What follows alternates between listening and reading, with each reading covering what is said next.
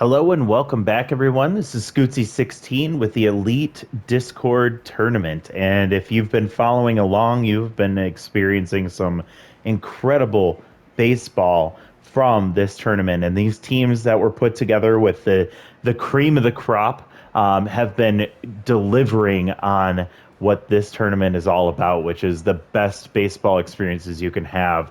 And today we will be following up with the Dirt Dogs versus the Lockhorns in.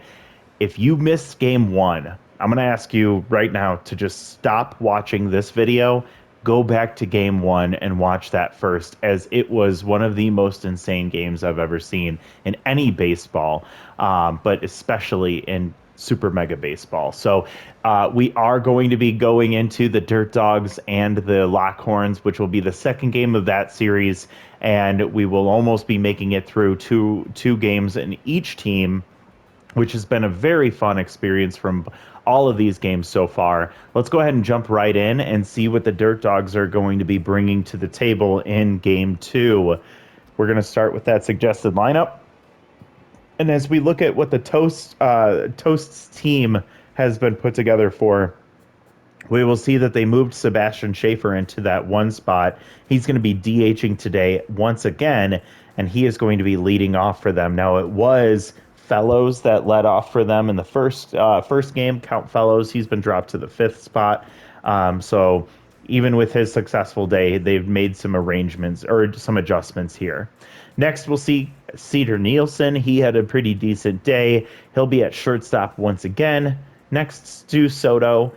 He has that maxed out clutch trait, and even in scenarios in which he was utilizing it, he did not use it very well. He did not have the game that I thought he was going to have, and we'll see if he can bounce back in game two here. Next, Mario Griffin, who had a good day. He's actually locked in for this one, and with that maxed out RBI hero, we'll see if he can be put in those positions once again in game two. Count Fellows is also locked in for the Dirt Dogs, and he had a really good game. In game one, he'll be playing right field once again in the 5 spot this time, so we'll see if he can continue his solid pace. Frank Bracketeer will be playing second base. He was actually in center field last time, so he's moved to second base. That pulls Slide Armstrong, out of the lineup for today's game, as he is tense. So we'll see if Frank Bracketeer, playing in his secondary position of second base, will have an impact on this game. In left field, we see Marcos McMackey once again. He did not have the game that he would have liked. He has that Ace Exterminator, which will, I believe, be activated once again in this game, and we'll see if he can make an impact today. And next, you see that we have Hezekiah McMillan, who was drafted in the 8th round for the Dirt Dogs. He is all about the speed. He has really solid power. He is low in contact as well. Decent fielder and a below average arm. He's going to be in center field, and between having McMackey and McMillan back to back, that's a lot of low contact players right next to each other. So we'll see if that bodes well for the pitching for the Lockhorns. And to round out the batting order is number 9 hitter Nick Everdale, who had himself a game. And if it wasn't for the comeback from the Lockhorns, then you would have probably seen Nick Everdale be the player of the game for the Dirt Dogs. In the starting rotation, their second starter here today is going to be Jeff Kennedy. And Jeff Kennedy appeals because of that clutch trait, again, being maxed out. Now, as a starter, you don't see that happen as often, but it absolutely can still occur, especially in a tournament format like this. So Jeff Kennedy, he has 4 pitches, 2 fastballs, the 4-seam and the cutter, and he has a slider and changeup as well. He has great accuracy. He has above average junk and about average velocity. So we'll see how that plays in this game. And we know that the Lockhorns offense is a threat, so we'll see if he can hold them down. Now, Jeff Kennedy was drafted in the 7th round. He was the second starter to be drafted by the Dirt Dogs, so we'll see if he is able to have a great game. And as we move over to the Lockhorns, we see Billy Yank's team, who's feeling pretty solid after that last game. We'll see what they put together. We see Leland Pollard is going to be leading off in the DH spot once again. He had himself a decent game, better than the rest of his teammates, I'd say, for the most part. In the two spot is Ariadne Fitzpatrick. Once again, she's going to be playing left field again, and that low fielding trait did not come into play during that last game. We'll see if that changes here today. Following it, Fitzpatrick will be Uriel Sardi, who did not have a great game. He actually got pulled early in game one, and so he is tense right now. But we'll see if he's able to keep it together. He'll be at shortstop, which he'll still have some pretty solid defense. But can he figure out that the offense to try and reset that mojo? In the fourth spot, J.R. Vang will be playing right field once again. In the five spot is Tobias Fox. I believe he's dropping one spot in the batting order, going off of memory here, but he had an okay game. He actually got switched into center field when Gaines came in to replace. He came in to replace. Who was it? Was it Pollard, or was it Pollard who was in right field? I'm not sure, but yeah, there was a bit of a mix-up with the offense. It might have been Skylar Lynch, actually. Gaines came in to pinch hit for Lynch, and then Fox took over in center field. Skylar was able to patrol the outfield really well, but his hitting needs to step up to be able to stay in the full game. Next is Rhett Santana. Once again, will be in the seventh spot. Eighth hitter is Gabriel Blanchard, who had a solid game. He did hit a home run in that one, and he is currently locked in. So the bottom of the order, nice, easy way for them to wrap around. And lastly, you'll see Emerson Smith. So everyone that's batting in this one in the current batting order was in that first game batting, but they have that bench, which is a huge threat. And as we saw in the first game, we'll see how that plays out in this one.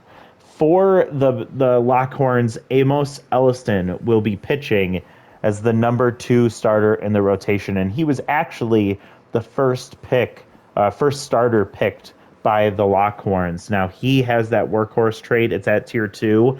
In my opinion, that is the best tier 2 trait, as workhorse could easily still bring him all the way through this game in 6 innings. Now, he has above average velocity and junk with about average accuracy.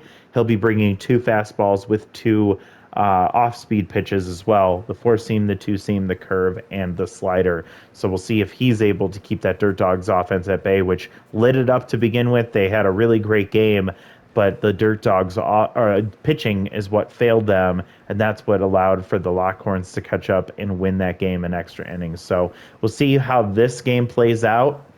We're heading back to Stade Royale, and the Lockhorns feeling really confident and feeling like they fought that for a really hard-fought victory are going to see what they can do to make that 2 games in a row. But the Dirt Dogs don't want that to happen, so they're going to be putting up a big fight here today.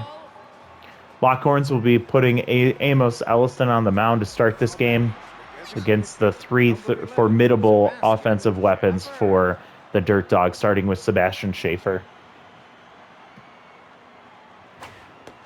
First pitch for a ball for Elliston, and that accuracy is going to be one of the bigger concerns. Sardi makes a diving play, tosses it over first, but not nearly in time, as Schaefer has that speed in the leadoff spot. So really great play from Sardi, but it wasn't able to get the out in time. So we see a runner on to start the first at bat of the game, and here comes Cedar Nelson.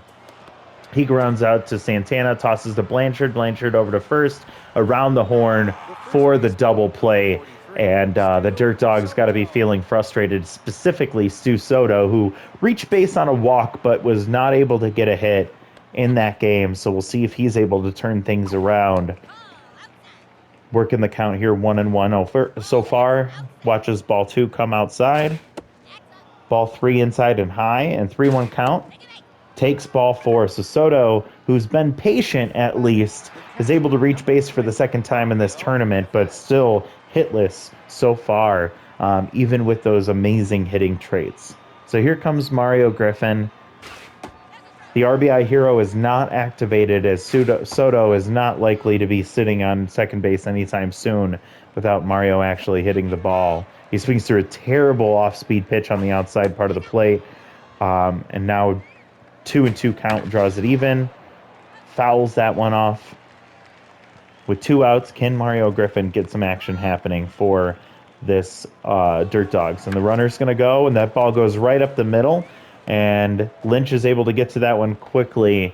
And that ground ball up the middle puts 2 runners on for Count Fellows, who had a home run in that game yesterday. Was I believe, a triple shy of the cycle. And the pressure's already up for this game. And Fellows hits it to Santana, who had no other choice but to go to third.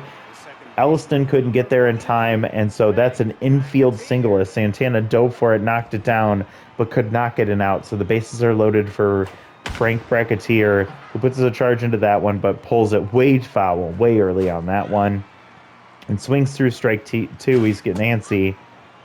Elliston's got himself a jam here. And that ball just, oh my goodness, it looks like Santana jumped just a little too early. It looks like he had a chance to catch that one.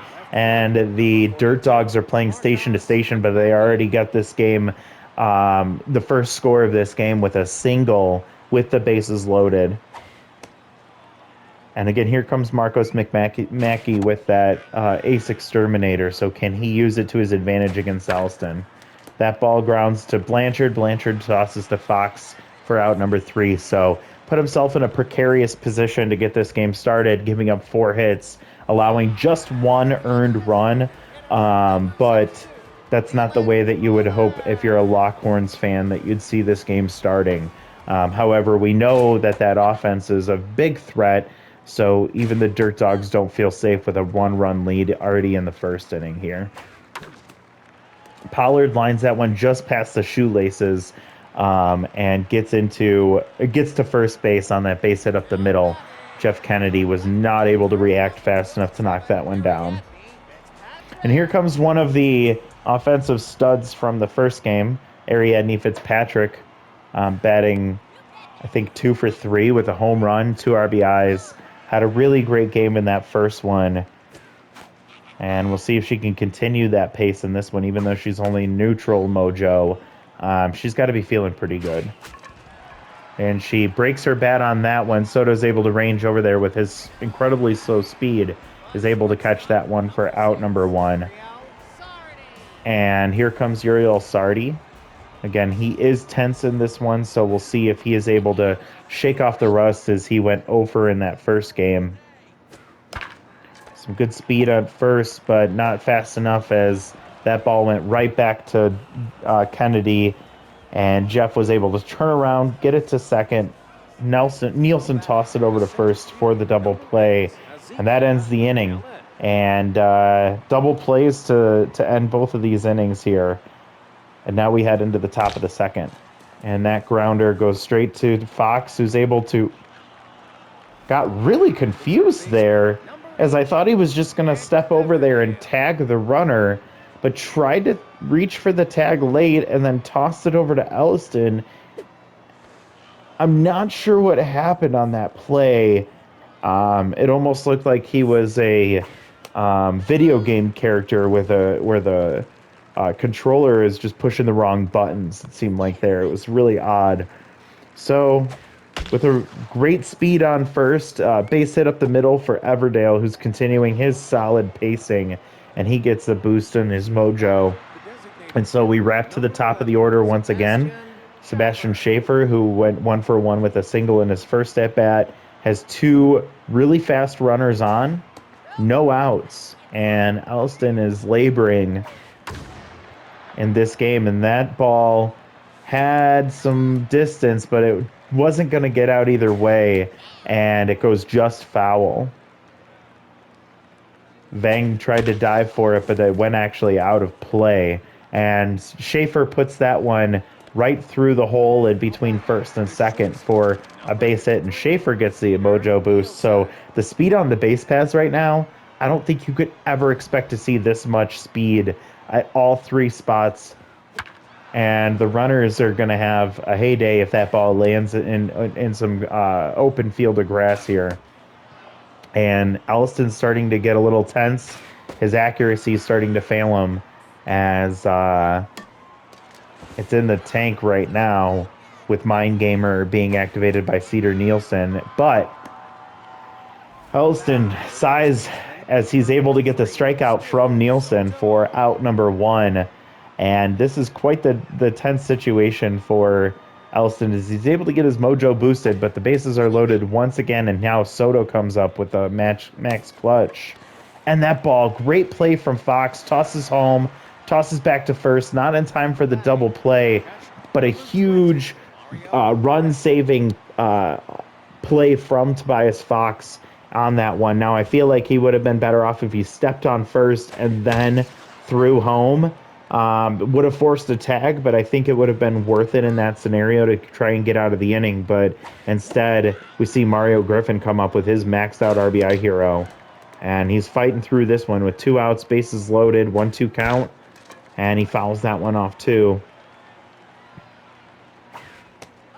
Ball low and outside, and after the pop up there, we're again 2-2 count here, and swings through strike three. So Mario Griffin was, I think, a little too swing happy there as he chased that ball outside, and with the bases loaded, honestly, like if you're Elliston, you have to feel really frustrated, but really relieved that you're only down 1-0 right now.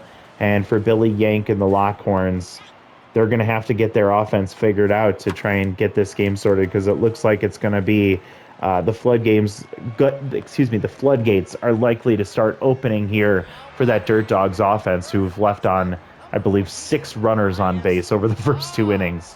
And Vang gets it started this inning with a base hit. So here comes Tobias Fox. 1 hit in the previous game. So was not able to put too much action going, but that ball goes over the center or the shortstop and goes all the way to the wall. McMackey is able to get to it. He has a solid arm, and so that's what's going to hold Vang at third. But the Lockhorns have something cooking here as Skylar Lynch comes up with no outs and 2 runners in scoring position, both with pretty solid speed.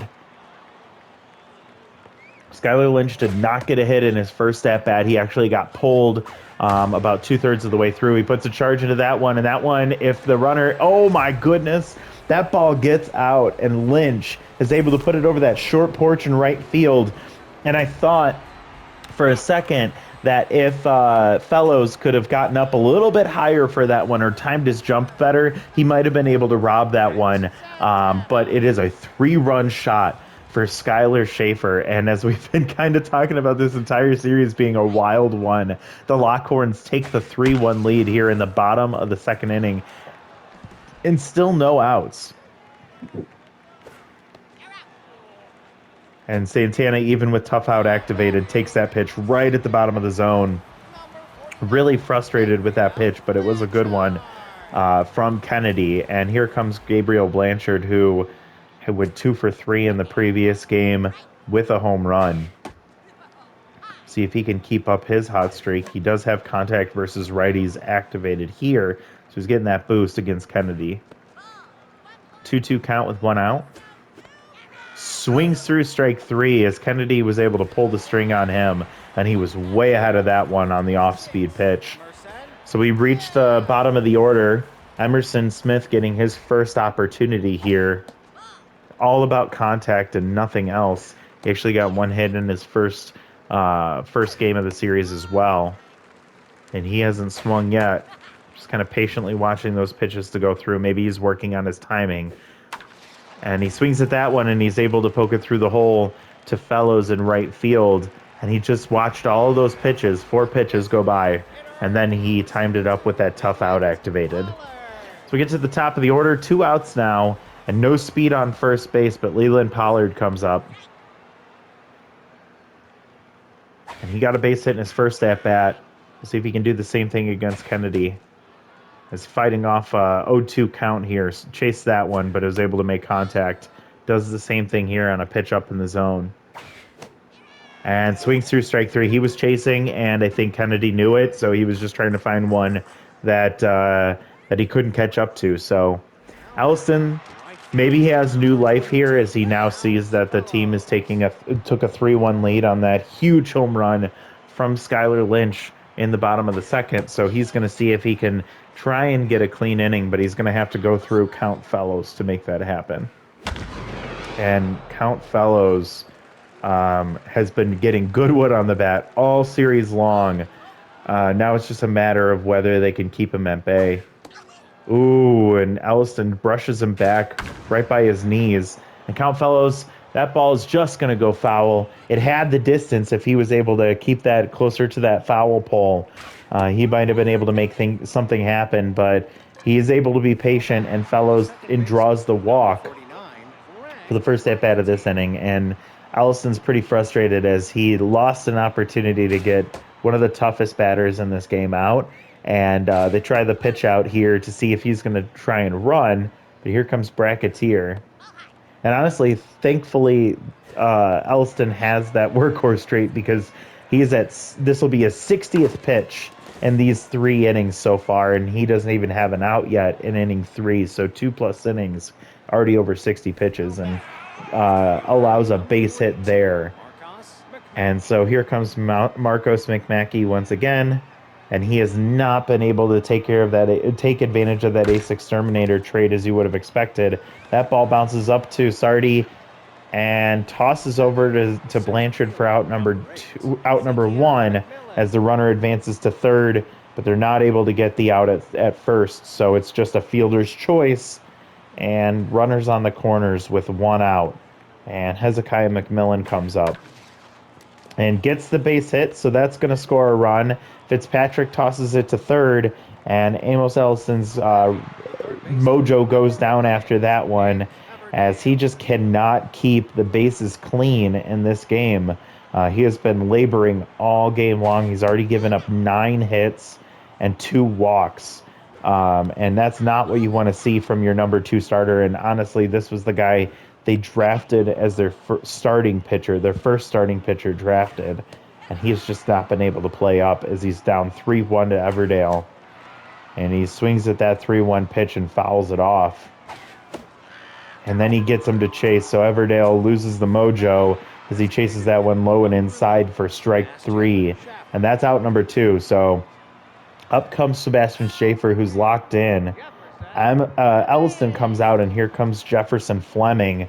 Jefferson, his first appearance of the series, and Jefferson Fleming was drafted fourth in this draft for the Lockhorns.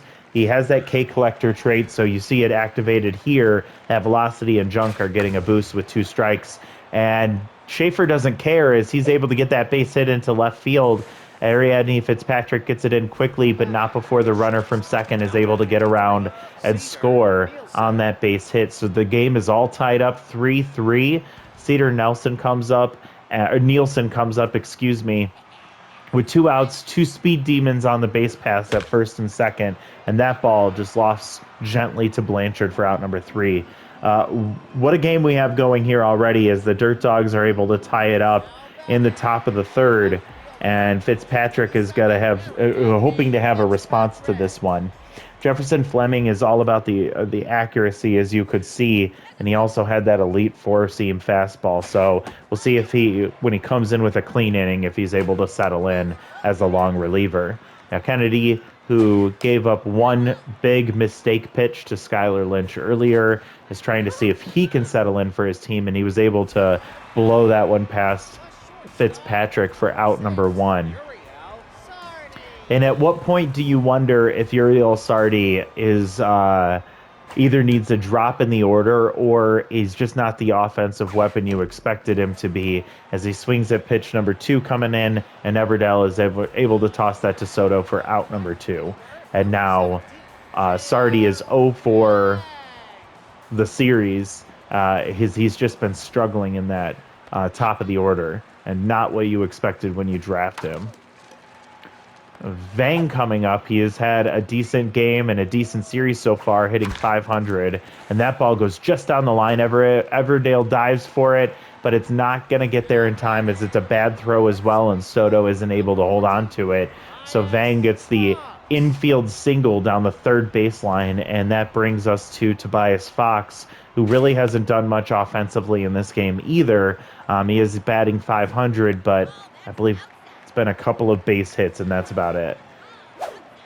And Vang heads for second, and Mario Griffin has something to say about it as he's able to get that ball down real quickly, and the steal attempt failed as Vang gets caught stealing third base. And this is the first time we see Soto batting from the right side in this game, as he's been facing righties this whole game or this whole series so far. And on his first pitch, he gets the base hit, so maybe he is stronger from the right side, and I think we want to mental note that to see how that plays out for the rest of the series for the Dirt Dogs. And so with clutch in a high pressure situation activated, you see that boost to it. Okay, never mind. Mario Griffin just wholly held that ball out as he's able to crush that one to right center field. No doubter, 440 feet, and RBI Hero was not activated there, but it did not matter as he's able to get a 2-run shot with Soto on base. And the Dirt Dogs take the lead once again. The lead changes in this series have been wild, but it is now 5-3 Dirt Dogs over the Lockhorns. And here comes Count Fellows, who's been a threat all series as well, and we'll see if Jefferson Fleming, who's tense right now, can settle back down and try and get out of this one. Excuse me. And Fleming knocks that ball down as it was about to get into center field, but Blanchard can't get to it in time as it kind of lands in no man's land, and Fellows is able to get the infield single on that one. And so runner on with no outs, and Bracketeer comes back up, swinging through 2 pitches in a row, and K-Collector gets activated here, and Bracketeer puts a charge into that one. Deepest part of the park. It's going into right center field. It bounces away from Lynch, and Lynch gets it in, but not before Bracketeer stands up at third base with a triple. An RBI triple for Bracketeer, and it is now 6-3. So I don't know what's going on with the Lockhorns pitching staff. But they have just not been able to. It could be a matter of the Dirt Dogs offense is that good, but man, the Lockhorns pitching has just been struggling practically all series long. Jefferson is able to kind of get them part of the way through this as he keeps getting that K-Collector activated, but he can't finish him off. However, he does get McMackey to swing through that one for strike 3.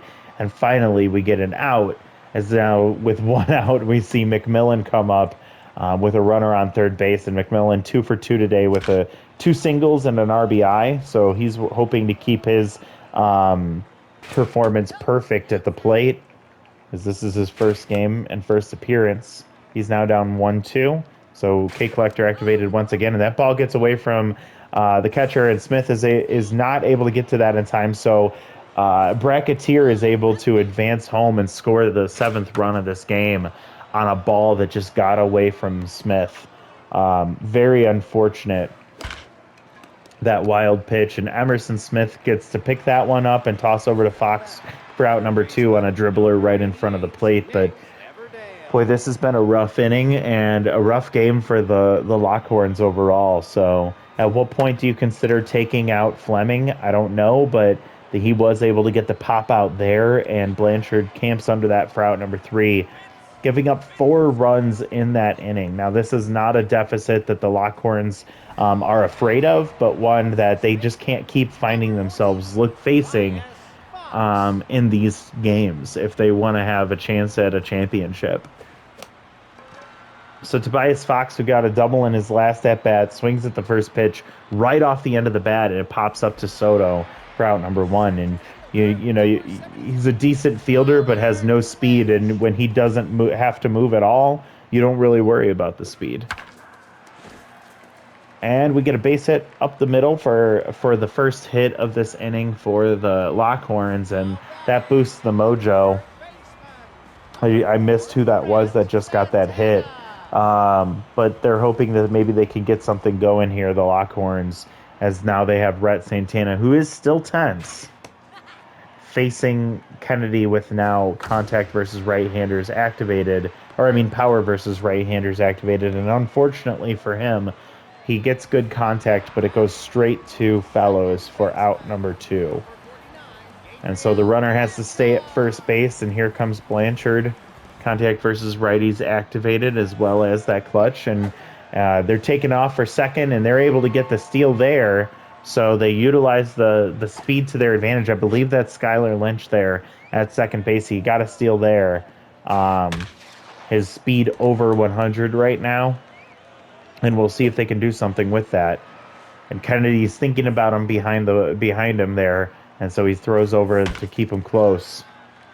And so can Blanchard make something happen here? Working the count 2-2, fighting off a few pitches with 2 outs. Puts a charge. That ball is high enough. Is it far enough? It is. And that's a 2-run shot from Gabriel Blanchard, his second home run of the game. And he's able to keep these Lockhorns in it. That one, 365.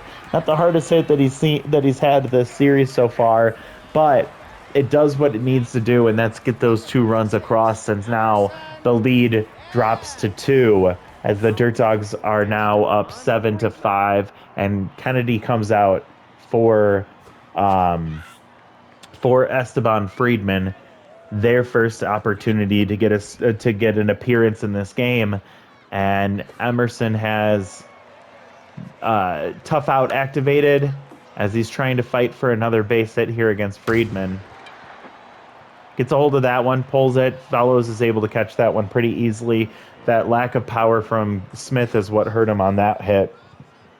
Quick look, Friedman drafted in the 12th round, has rally stopper, which would be maxed out in those scenarios where 2 or more runners are on.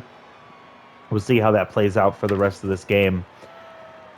And the Lockhorns, at this point, they just need to hold the Dirt Dogs at bay, and they were able to do that there, getting Schaefer to ground out to first on the first pitch of this at-bat, or of this inning, the top of the 5th. And Fleming still in this game. I don't know when they're going to consider taking him out, as he is at 33 pitches and just past half stamina, but still tense after a rough outing in his in the last inning, giving up 4 runs.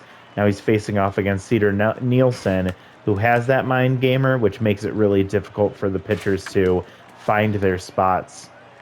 Racking up the pitch count here against Nielsen, and finally, K Collector comes in clutch here as he's able to get the strikeout against Nielsen.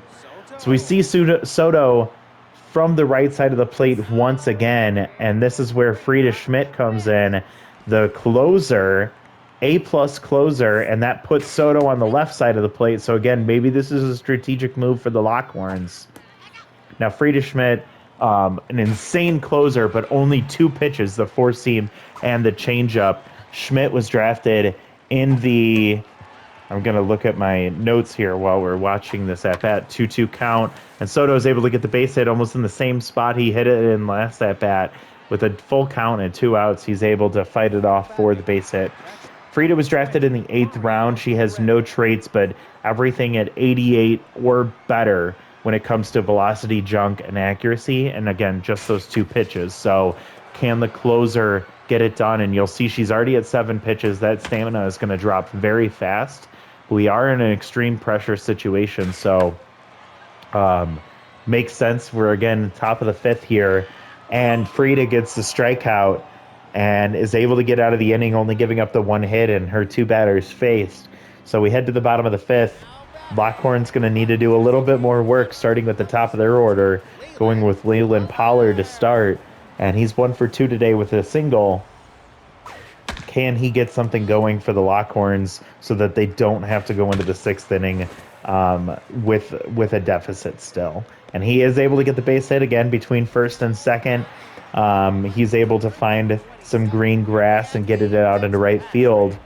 Ariadne Fitzpatrick, who had a big game in Game 1, 0 for 2 today. So she's been struggling since she came in. And here's Friedman, again drafted in the middle rounds for the Dirt Dogs. We'll see what he's able to bring to the table.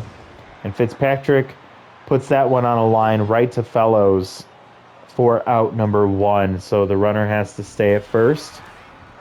And here comes Uriel Sardi. Will we see him get pinch hit for once again, as he was in the last game? And he does. And here comes the woman of the hour, Rebecca Andrade, again with clutch activated here in a max pressure situation. Can she tie this one up?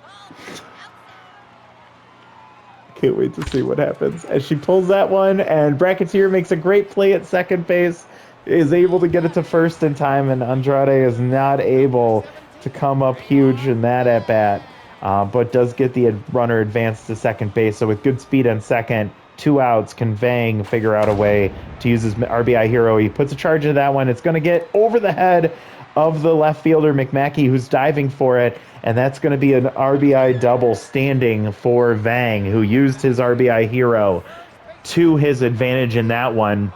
McMackey dove for that one towards the fence, so he put his body on the line, but he was not able to get to it. And so with the score being now 7-6, and now Tobias Fox up with a runner in scoring position at second base with 2 outs, what are we going to see happen here? With a 3-0 count, takes ball 4. So there, Friedman was staying low the whole time. So I don't know if that's in the scouting report or what, but he was not able to catch the bottom of the zone.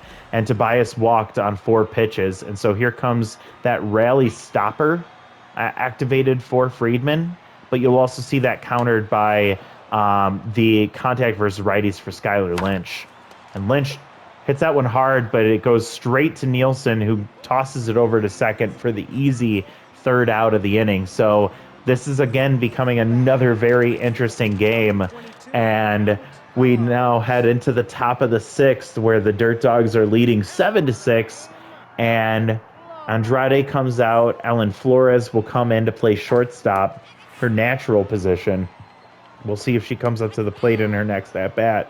But Count Fellows, who's been having a hot series, batting .714 now, gets another base hit.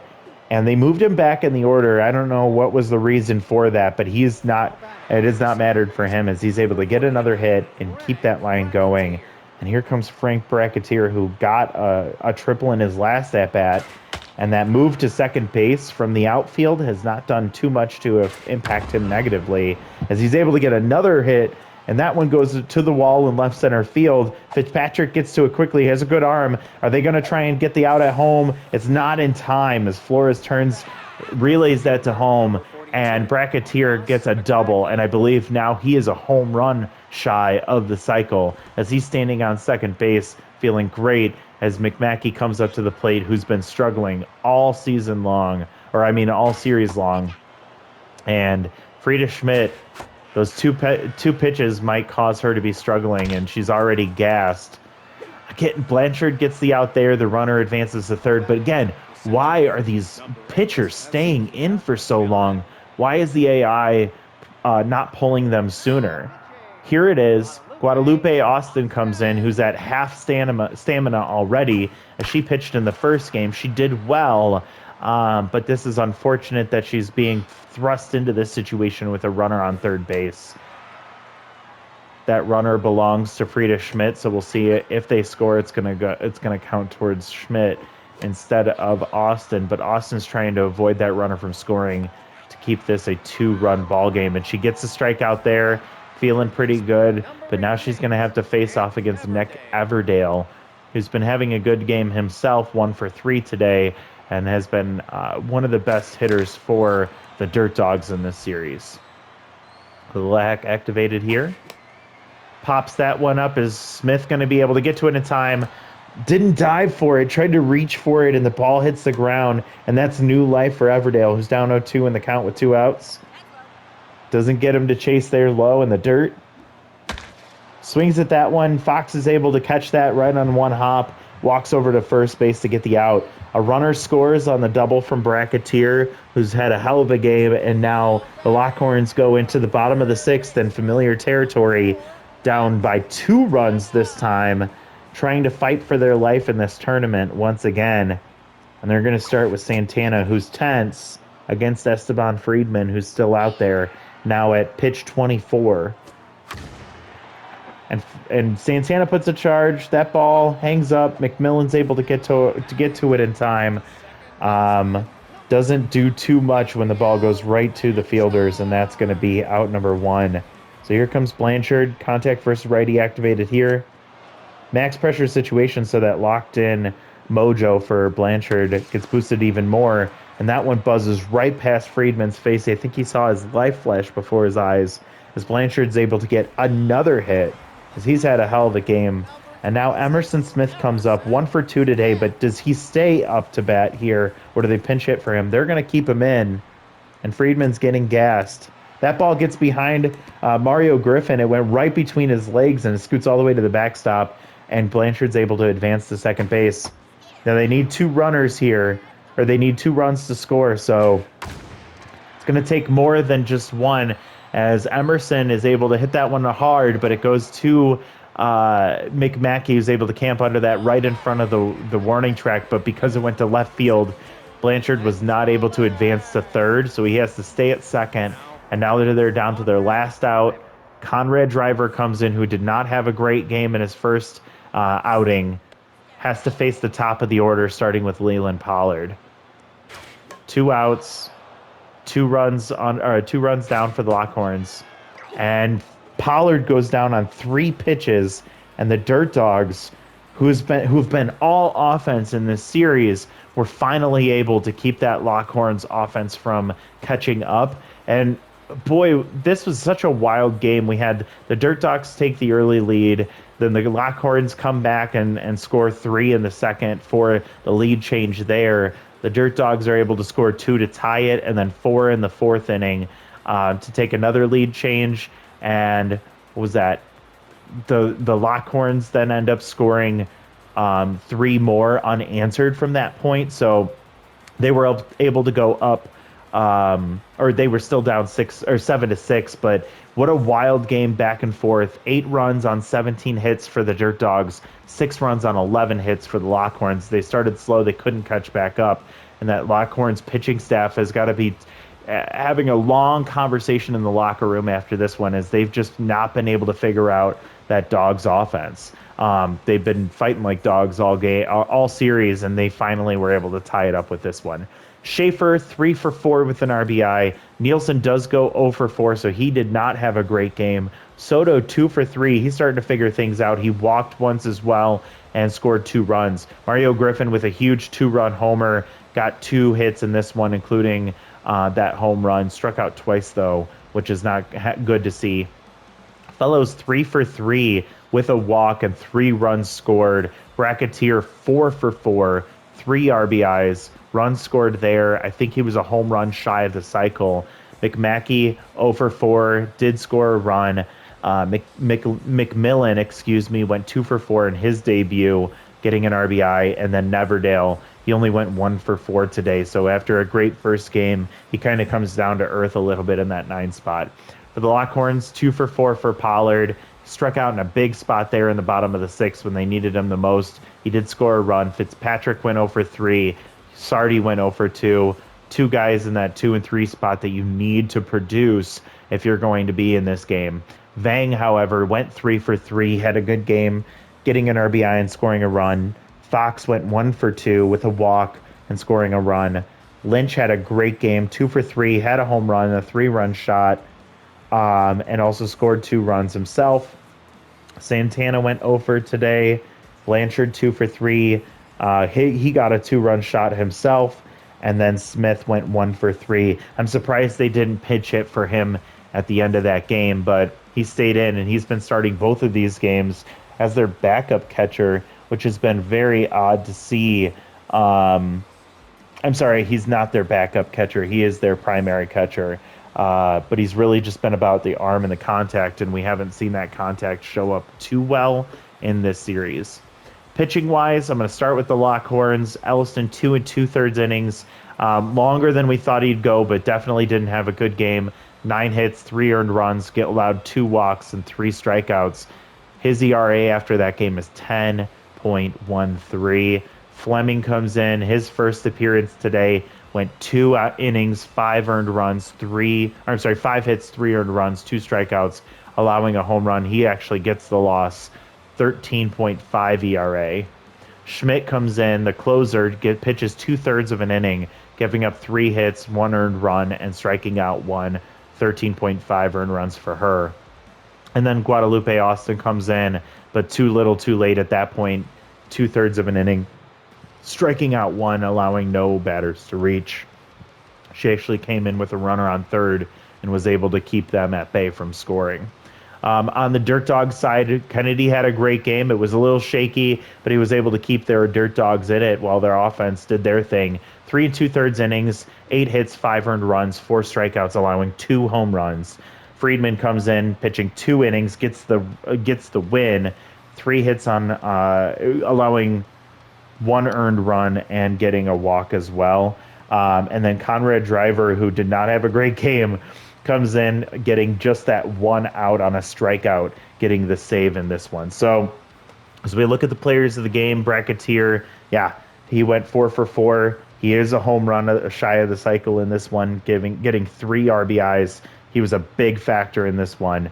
Skylar Lynch had a great game himself, 2 for 3, home run and 3 RBIs, getting a stolen base as well. And Blanchard, 2 for 3 with a home run. So the Lockhorns, a couple of players were able to produce, but overall, that Dirt Dogs offense was just too much of a threat for them to be able to keep up. And the Lockhorns offense, or I mean, the pitching staff needs to figure something out, and maybe it'll be with their next starter, but we shift our focus from that game, which is all tied up in their series between the Dirt Dogs and the Lockhorns, and we head back to the Sewer Sneaks and the Buzzwings. Again, the Buzzwings being my team.